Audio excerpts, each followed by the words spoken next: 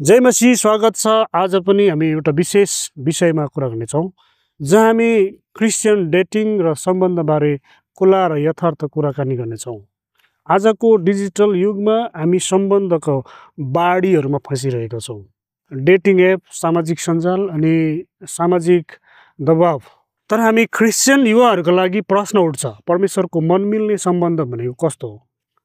के प्रेममा पवित्रता अझै सान्दर्भिक छ? अनि डेटिङ गर्दा हामीले बाइबलले सिकाएको सीमाहरू कसरी पालन गर्ने त? यदि तपाईँ साँच्चीकै गहिरो परमेश्वरको इच्छा अनुसारको सम्बन्धको खोजीमा हुनुहुन्छ भने यो भिडियो तपाईँका लागि हो। आज हामी 5 महत्त्वपूर्ण बाइबलीय सिद्धान्तमा प्रवेश गर्नेछौँ जसले तपाईँलाई पवित्र, स्वस्थ र परमेश्वरीय सम्बन्ध निर्माण गर्न सहयोग पुर्याउनेछ। के तपाईँ तयार हुनुहुन्छ? अन्त्यसम्म भिडियोलाई हेर्नुहोला, किनभने अन्त्यमा म तपाईँका लागि एक महत्त्वपूर्ण जीवन परिवर्तन गर्ने सन्देश पनि भन्नेछु।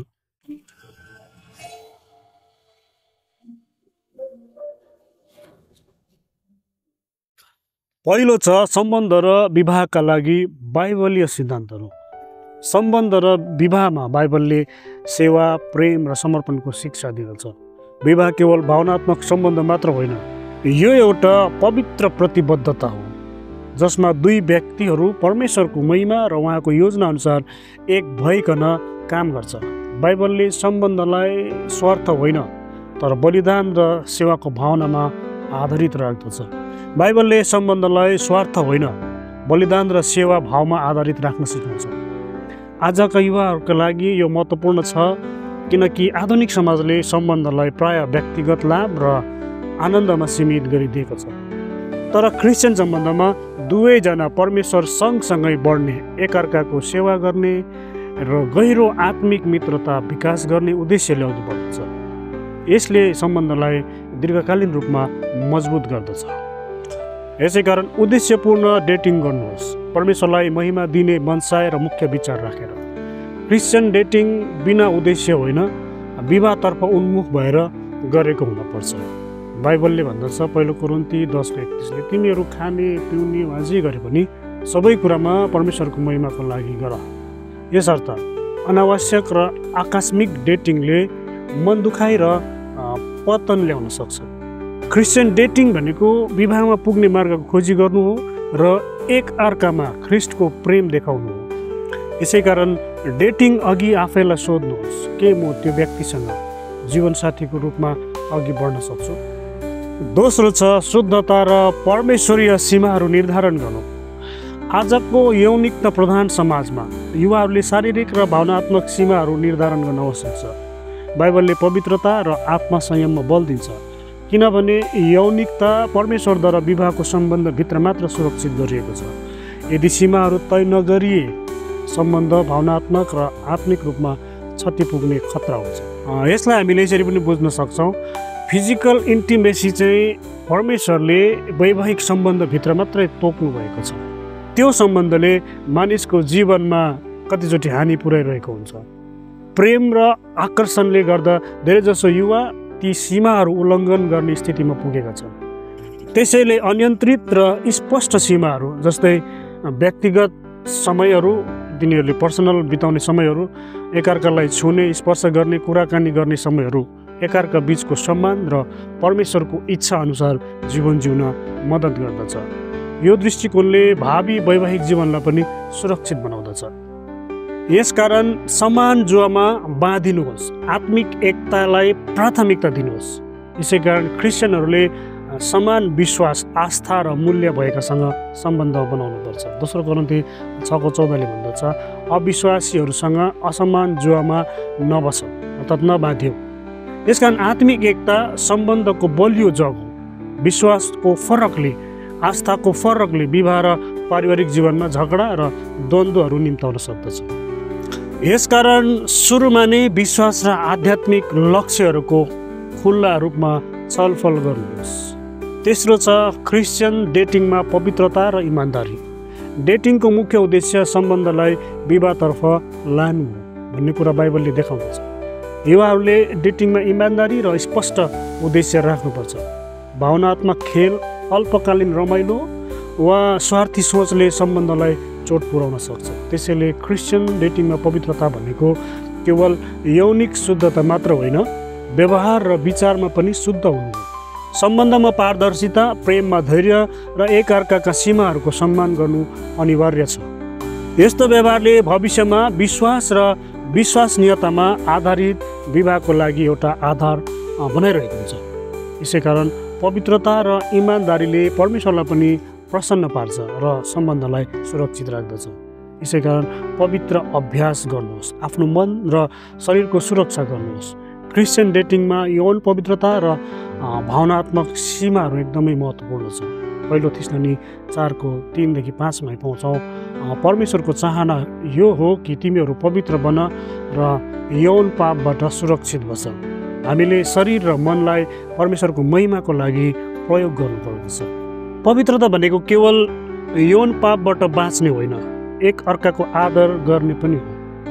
यसैकारण डेटिङको सुरुवातमै स्पष्ट सीमाहरू तोक्नु भएको छ भने आत्मिक अगुवा र त्यस्ता मित्रहरूको अगुवाईमा सल्लाहमा हिँड्नुहोस्। यसले तपाईँको डेटिङलाई पवित्रतामा अघि बढिरहन सहायता गर्नेछ। चौथो छ, के क्रिस्चियनले डेटिङ एप्स प्रयोग गर्नु मिल्छ? आजको डिजिटल संसारमा डेटिङ एप सामान्य भएको छ। क्रिस्चियन युवाहरूले डेटिङ एप्स प्रयोग गर्दा गहिरो सोच गर्नुपर्दछ। एप्सले विभिन्न स्थानका मानिसहरूलाई सम्पर्कमा ल्याउँदछ, सजिलै भेट्न सकिन्छ, तर यसमा खतरा पनि उत्तिकै हुन्छ।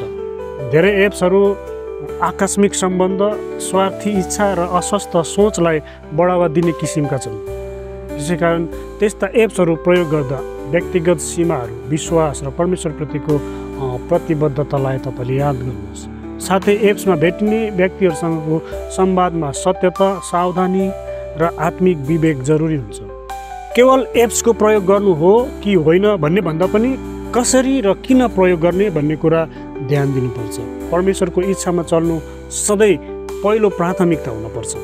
यसर्थ डेटिङ एप्स प्रयोग गर्नुहोस्, तर बुद्धि र विवेकको साथमा।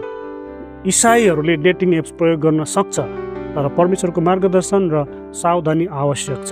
याकुब 1:5 भन्दछ, यदि तिमीहरूमध्ये कसैलाई बुद्धिको आवश्यकता छ भने परमेश्वरसँग माग, उहाँले उदारतापूर्वक दिनुहुन्छ।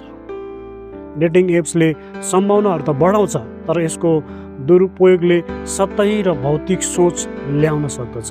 यसैकारण प्रोफाइल भन्दा पनि चरित्रमा केन्द्रित हुनुहोस्। कहिले पनि आफ्नो विश्वासको सीमाहरू ननाग्नुहोस्। पाँचौँ र अन्तिम छ, प्रार्थना र पवित्रताको मार्गदर्शनमा सम्बन्ध विकास गर्नुहोस्। सम्बन्ध विकास गर्दा आफ्नै भावना र चाहनामा मात्र भर नपरी परमेश्वरको मार्गदर्शन खोज्नुपर्छ।